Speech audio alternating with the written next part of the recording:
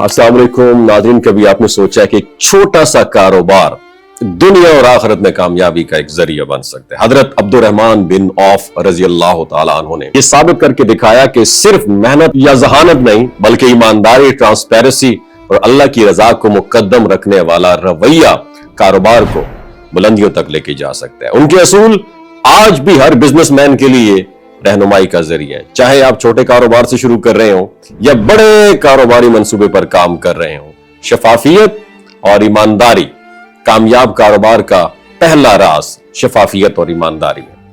Hazrat Abdurrahman bin of रजी अल्लाह तआला अन्हु हमेशा अपने माल की गाहक हालत जो है ना, जो उसकी कंडीशन होती थी, वो गाहक को वाजे कर देते थे। अगर कपड़े में कोई दाग या गंदम बारिश से गीली हो गई हो तो वो फौरन गाहक को बताते और मुनासिब कीमत पर बेच देते। इस एक असूल ने ना सिर्फ उनके कारोबार को मजबूत बनाया बल्कि लोगों के दिलों में उनके लिए एतमाद भी पैदा किया। आज भी कारोबार में ट्रांसपेरेंसी और ईमानदारी के बगैर देर पा कामयाबी मुमकिन ही नहीं है। दूसरा अहम असूल जो है कामिल मालूमात की फराहमी। अगर गाहक को माल की मुकम्मल मालूमात दी जाए तो इस बारे में हजरत अब्दुर्रहमान बिन औफ रजी अल्लाह तआला अन्हु कभी भी खामी नहीं छुपाते थे बल्कि गाहक को हर पहलू से आगाह करते थे। इस रवैये से ना सिर्फ एतमाद बढ़ता बल्कि गाहक के साथ मजबूत कनेक्शन भी बिल्ड हो जाता। जदीद कारोबार में भी यही असूल पर अमल करने से ब्रांड के लिए मस्बत साख रेपुटेशन बनती है और गाहक वफादार भी रहता है। उसके बाद बेहतरीन गाहक सर्विस। तीसरा असूल बेहतरीन गाहक सर्विस है। हजरत अब्दुर्रहमान बिन औफ रजी अल्लाह तआला ने बेचे गए माल को वापस लेने या तब्दील करने पर राजी होते, चाहे उसमें मामूली नफे का नुकसान भी हो। यह असूल उनके कारोबार में इंतहाई अहम है क्योंकि अच्छा ताल्लुक और अच्छा रवैया यह गाहक को दोबारा वापस आने पर मजबूर कर देता है। अल्लाह की रजा को तरजीह।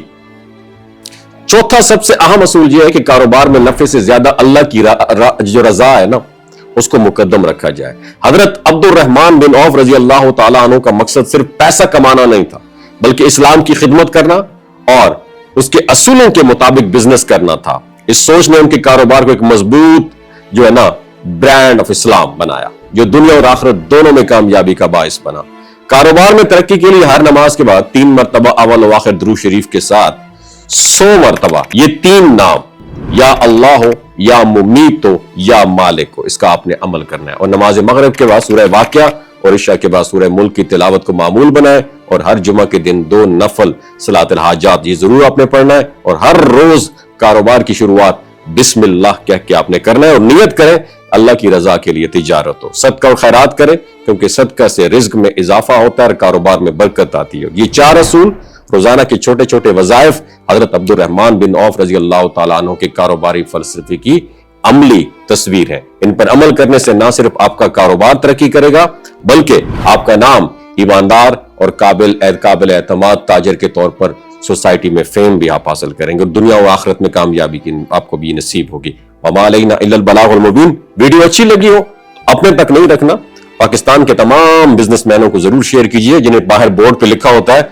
खरीदी हुई चीज वापस नहीं होती है, और गोरे के पास चले जाए तो खरीदी हुई चीज वापस भी लेते हैं और आपको कीमत भी अदा कर देते हैं।